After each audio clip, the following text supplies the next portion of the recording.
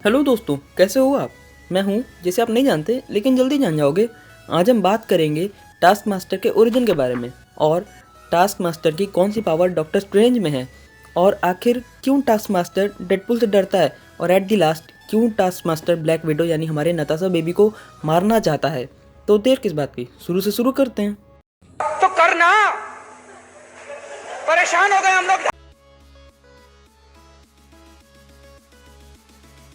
तो task master को introduce किया जा रहा है एमसीयू के ब्लैक विडो की फर्स्ट और last movie as a Natasha Romanoff में। इस मूवी में हमें नताशा और टास्क मास्टर की स्टोरी दिखाई जाएगी, लेकिन आज हम बात करते हैं सिर्फ टास्क मास्टर की। इसे सबसे पहले 1980 के एवेंजर की कॉमिक में इंट्रोड्यूस किया गया था, जिसमें टास्क मास्टर एक असाइलम में अपने स्टूडेंट को ट्रेनिंग दे रहा होता है और एवेंजर को थोड़ा शक होता है और वो उस असाइलम में अटैक करते हैं। वहीं एवेंजर्स और टास्क मास्टर पहली बार आपस में रूबरू हो रहे होते हैं और एवेंजर्स टास्क मास्टर के सारे स्टूडेंट्स को हरा देते हैं। तब टास्क मास्टर खुद फाइट में उतरता है और एवेंजर्स की मार देता है अपनी स्पेशल पावर को यूज करके, और वो पावर है फोटोग्राफिक रिफ्लेक्सेस। इस पावर की वजह से टास्क मास्टर अपने अपोनेंट के फाइटिंग मूव्स को कॉपी कर लेता है और उनकी बैंड बजा देता है। और ऐसे ही सेम पावर डॉक्टर स्ट्रेंज में भी है, लेकिन उन्होंने फाइटिंग में ना यूज करके किताबों में इस्तेमाल किया था।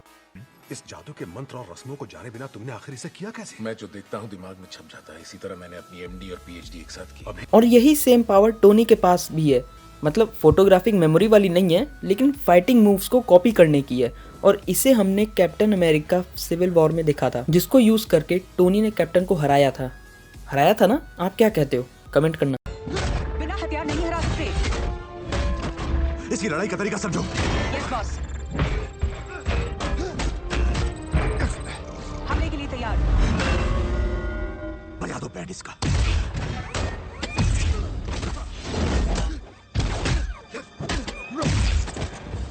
फोटोग्राफिक मेमोरी की पावर को यूज करके टास्क मास्टर अपने अपोनेंट के मूव को कॉपी करता ही है, साथ ही साथ वो अपने अपोनेंट की मिमिक्री भी कर लेता है। और अब बात करते हैं कि टास्क मास्टर को उसको फोटोग्राफिक रिफ्लेक्सेस की पावर मिली कहाँ से, मतलब उसके ओरिजिन की।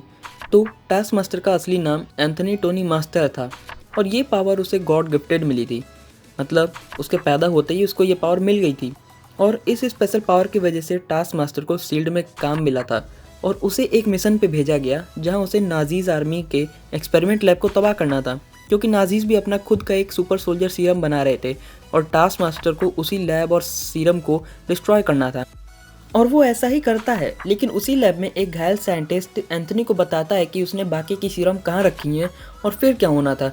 एंथनी भी उस सीरम को इंजेक्ट कर लेता है अपने अंदर और ये सोचता है कि सीरम की मदद से वो अपने पावर को एनहेंस कर पाएगा और शील्ड का बेस्ट एजेंट बनेगा। और ऐसा ही होता है, उसकी पावर एनहेंस तो होती है, लेकिन सीरम का साइड इफेक्ट भी था। और वो साइड इफेक्ट ये था कि सीरम को इंजेक्ट करते ही एंथनी नहीं बल्कि गजनी बन जाएगा। मेरा मतलब है कि एंथनी को शॉर्ट टर्म मेमोरी लॉस की प्रॉब्लम होती रहेगी, जिसके चलते उसे अपने पास्ट को याद करने में परेशानी होती रहेगी, जिसके चलते वो अपनी वाइफ को भी भूलता जा रहा था। जबकि वो और उसकी वाइफ साथ में काम करते थे शील्ड में। तब उसकी वाइफ ने इस कंडीशन को कंट्रोल और अच्छे काम में इस्तेमाल के लिए एंथनी को नया नाम दिया टास्क मास्टर। और ऐसे होता है टास्क मास्टर का जन्म, जहां वो अपने नए पहचान के साथ काफ़ी सारे विलन से मिलता है और उन्हीं विलन्स की इन्फॉर्मेशन शील्ड में देता है।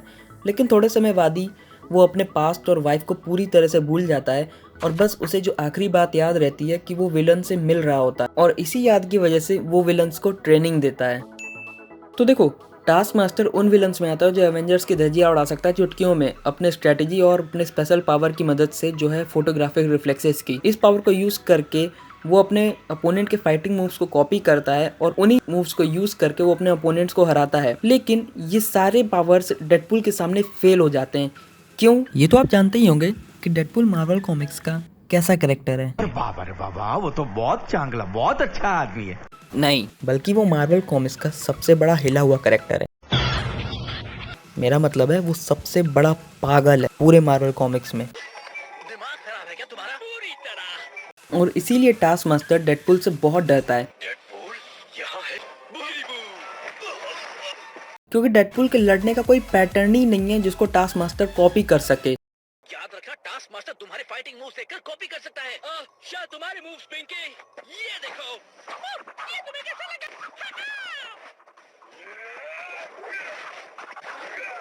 अच्छी कोशिश थी। मैं तुम्हें पकड़ लूंगा, मैं तुम्हें पकड़ लूंगा। मैं क्या बोलूं, मेरा जैसा कोई नहीं।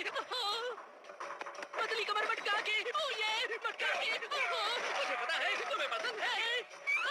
और इसीलिए टास्क मास्टर धूल चाटे आता है डेडपूल के सामने। और इन दोनों को जल्दी एमसीयू में इंट्रोड्यूस किया जा रहा है, तो उम्मीद करते हैं कि इन दोनों का आमना सामना जरूर हो इन द फ्यूचर। और एट द लास्ट बात करते हैं कि क्यों टास्क मास्टर हमारे नताशा बेबी के पीछे पड़ा है। तो मुझे लगता है ये मेरी थ्योरी है, नताशा रेड रूम की स्टूडेंट रही होगी, तब उसका टीचर कोई और नहीं बल्कि टास्क मास्टर रहा होगा। जब नताशा रेड रूम को छोड़ के एवेंजर्स को ज्वाइन की, तब टास्क मास्टर ने नताशा से बदला लेना चाहा। और ये भी हो सकता है कि टास्क मास्टर को कोई मैनिपुलेट कर रहा हो विंटर सोल्जर की तरह। अब ये प्रॉब्लम तो मूवी देखने के बाद ही सॉल्व होगी। तो वीडियो को यहीं पे एंड करते हैं। वीडियो अच्छी लगी हो तो प्लीज़ लाइक कर देना, दोस्तों के साथ शेयर करना, और ऐसी वीडियो को देखने के लिए मेरे चैनल को सब्सक्राइब जरूर करना। मिलूंगा ऐसे ही अमेजिंग वीडियो के साथ अगली बार। तो बाय।